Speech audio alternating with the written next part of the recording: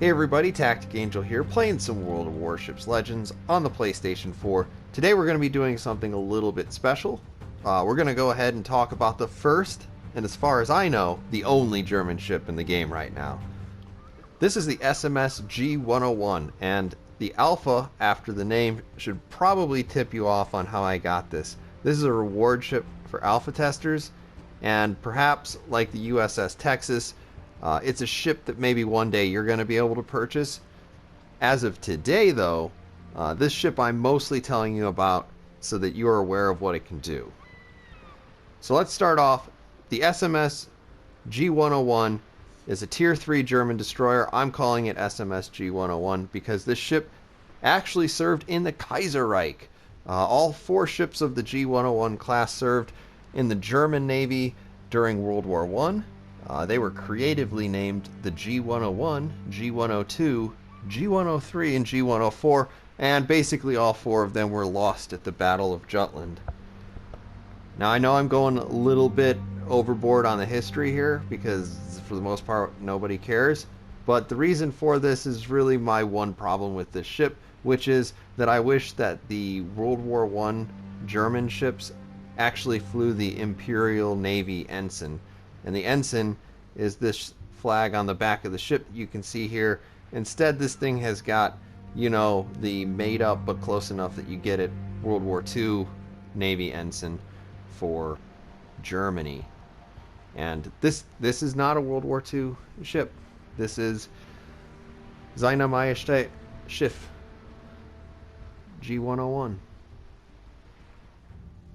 So let's talk a little bit about the survivability. It's got 1100 hit points, and as you can see, among the ships that have no armor, this one has maybe the most no armor. In terms of the main battery, you're looking at 4 105mm guns. They are located 1 fore, 2 aft, and 1 amidships. These stats are a little bit off because I have a commander, and I will talk a little bit about the commander here in a second.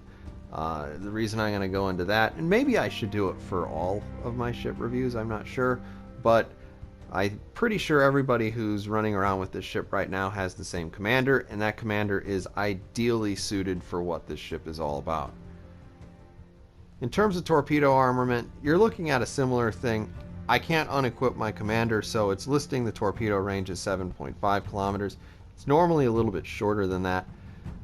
You have 2 torpedo tubes that are single launchers. They fire almost straight forward, and 1 to port and 1 to starboard.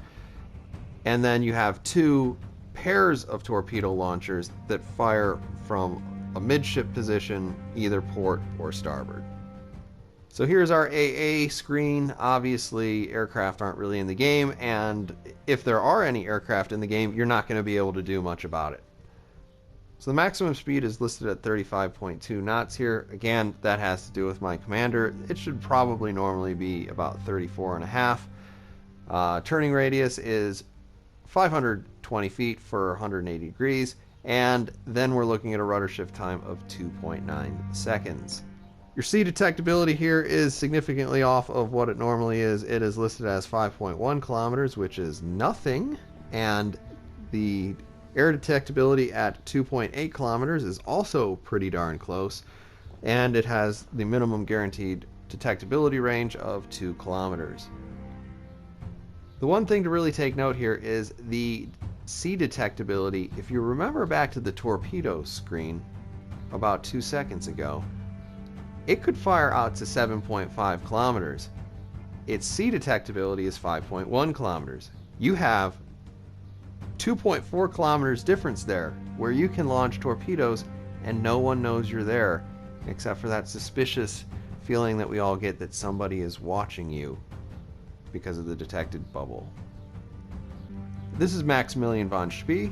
As far as I know, he is the only German commander in the game, and I'm showing it to you because he is so greatly affecting all of the stats of the G-101, and he is really an ideal captain for the G-101. He is a destroyer captain for sure. His base trait allows you to reduce the recharge on your smoke generator. I am using him with this subsurface venture, which basically means I can't use my guns as well, but my torpedoes get a lot better. I am using also this reduction to sea detectability range. Honestly, I prefer fragile threat, but the ability that I'm using in the game I'm about to show you uses this other trait. Look at me now. I also have Torpedo Safari. This increases the torpedo range while decreasing the gun range on my ship. And of course we have Destroy or Be Destroyed, which increases the maximum destroyer speed but reduces the precision of the guns. You're seeing a lot of the same sort of things here. This boat is all about torpedoes. Pretty much the guns are only going to fire if the commander is making a mistake, or if there's no reason not to. Alright, here we go. Archipelago, finally we're in a match. I've cut out the first 40 seconds or so of this, and I'm going to do a couple of time warps, not to waste too much of your time while I'm not doing a whole heck of a lot. So we're rolling out to our starboard. We're going over to A on the west side of the map. We're going to see if we can't help capture that. This ship, I will note, is pretty big for a destroyer. It is pretty small for a cruiser. And the detectability range, I feel, is a little understated in terms of what it should be on the actual boat, but we are going to try to keep people outside of that, and we are also going to try to support our team like a good destroyer by popping some smoke and maybe saving my teammates from a couple of shots if they manage to stay behind it while they're moving around to this island. I do want to stay in the cap circle though, so I'm slowing down again. And I'm not too worried about staying in the smoke screen because obviously my detectability is, I mean, it's crazy low. I've got almost 2.5 kilometers of space to work with. You will see a lot of me aiming with guns, but you will not see a lot of me shooting with guns. I'm going to keep myself hidden as much as possible. This boat is really all about staying in cover, shooting from cover, and having people just suddenly see torpedoes and not have enough time to react to them. The 1 kilometer detectability range for a torpedo is very good. The speed on these torpedoes, not incredible. I have noticed, particularly in the recent couple of days, that more and more people are dodging them, and I attribute that to somebody telling other people not to drive in straight lines. Once again, I reiterate, you should not drive in straight lines if you like to play this game for long stretches of periods of time. But people continue to do it. I think it's the #1 way of increasing your survivability is to moderate your speed and to, change it up from now and again. And you'll see me doing that also in this because I'm going to need to do some creative things to try to keep myself out of visual detection range while also keeping my torpedoes firing in the right direction. As you can see, there's our starboard arc with the 2 rear torpedo tubes being able to shoot over the side of the ship. Pretty good arc by itself. And then to have the 2 forward tubes, we're going to look at those in just a minute or two.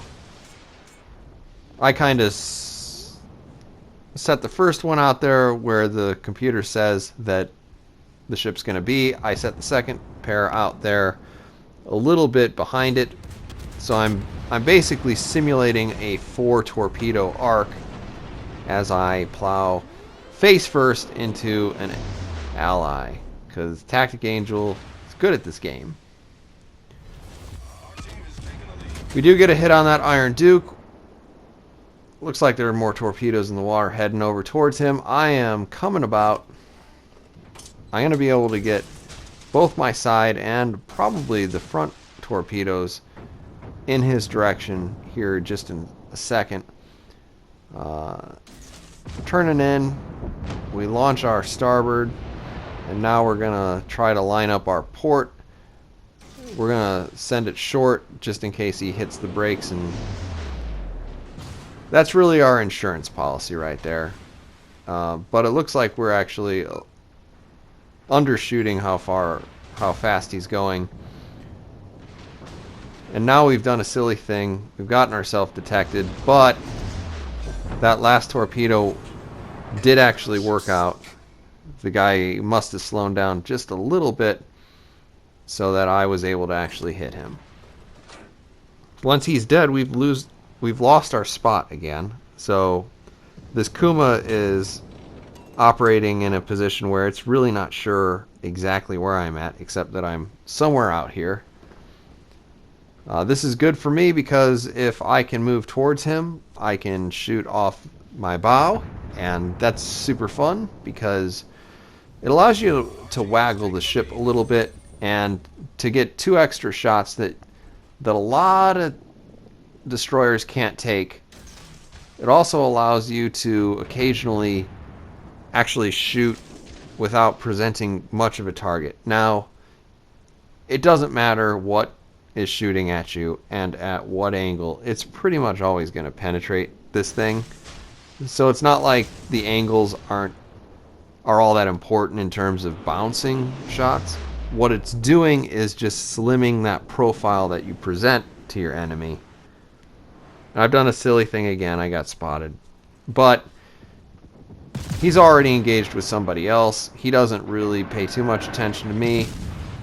I'm going to shoot my guns here for the first time because shooting over that ridge is not getting me direct spotted, and the 20-second timer when you shoot a gun is not going to start for him because he didn't actually see me shoot the gun.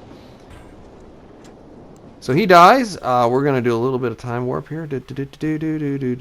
We're heading down to the south. There is an Orion that's sailing past these islands, and I'm hoping to ambush him on the other side of it. Now, this Orion is so far out in terms of any support that he could get from his teammates that I feel pretty good. Honestly, overconfident in how I approach him. And this is something as G-101 players you don't want to do. And if you're somebody who's playing against a G-101, definitely try to take as much advantage of this as you can. Now, the unfortunate thing is I sneak up on him to this island without giving away my position. Now, that's pretty good because that means I'm going to be able to get even closer to this island by the time he knows I'm here. I still have 8,500 hit points, so I've got plenty of hit points to play with as long as I don't just get kind of unluckily deleted out of the game. Now I can see that he's probably slowed down a little bit. I take a bad hit. That was bad. And honestly, an Orion's a bad thing for me to charge because a lot of people who are playing those Royal Navy battleships, they're playing with, full HE. They're just out there spamming high explosive all day. We get desperate, we start shooting our guns. And that's really when the G-101 starts shooting its guns, is when it's either very confident or very desperate. And so we're going to do another little time warp here. Our team is not doing super great. It's 3-3, soon to be 2-3, and it looks like the enemy's trying to cap the base. I'm moving into B to try to help make sure that doesn't happen. We got a Furitaka. We do not want to alert the Furitaka to our presence, but we flub it up again because TacticAngel's good at this game. And since we've flubbed it up, we're going to go ahead and start shooting. He's engaged the other guy anyway. It's probably not a huge deal. But it is going to decrease the likelihood that my torpedoes are going to hit him. Now that said, if he's starting to move around and engage this other guy in a sort of close combat melee, I might as well start shooting him because he's probably not going to pick up on me, even though I'm on super low health. He's going to have his blinders on. He's going to be paying attention to the other ship, and my guns simply don't do enough damage, and they're not going to be the reason why he's turning. He's going to be turning to face my ally. He has a moment of indecision, I think, here, where he thinks he's going to start to move forward again, but then has to double back on moving backwards, which means he sails right into the last torpedo. Super good for me. We're back to 2-2, fairly even odds, but we've lost a spawn, or not a spawn, capture point, and now we have 2 ships bearing in on us. Paper, Scissors, Rock game of this World of Warships Legends says that I should have the advantage when facing off against things like the New York. But that said, I do not have a lot of hit points, so I'm going to start to run away. Now, what would be the ideal thing to actually deal with the G-101 in this case?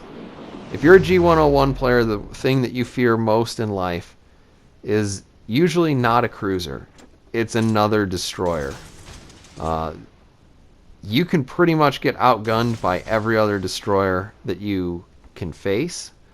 If you run up against a Clemson, God forbid, that's fully upgraded and is shooting 6 high explosive guns at you, it is going to just chew you up. And this ship is not fast enough to run away. The Clemson, for the most part, is going to be able to keep up with it. And as you notice here, I'm not getting over 30 knots. I'm having a real tough time maintaining my speed. That's because of the size of the boat, and you know, I'm doing the best I can. There's just only so much you can do with how big this ship is. If I hit that boost, yeah, sure, I might be able to top out just a little bit over 30, but you know, not enough to really matter. We're counting down into that last minute. Really, at this point, what I need to do is not get spotted. This is one of those things that you have to do when you're playing this game for the win, when you're trying to play it intelligently, is if you get in this position where you're the only person, you're outnumbered, but the point counter is going to make it so that you win, you need to run away. Now, I am not exactly running away from this New York, but it's because I'm, as slow as I'm complaining about this destroyer being, I'm a lot faster than a New York.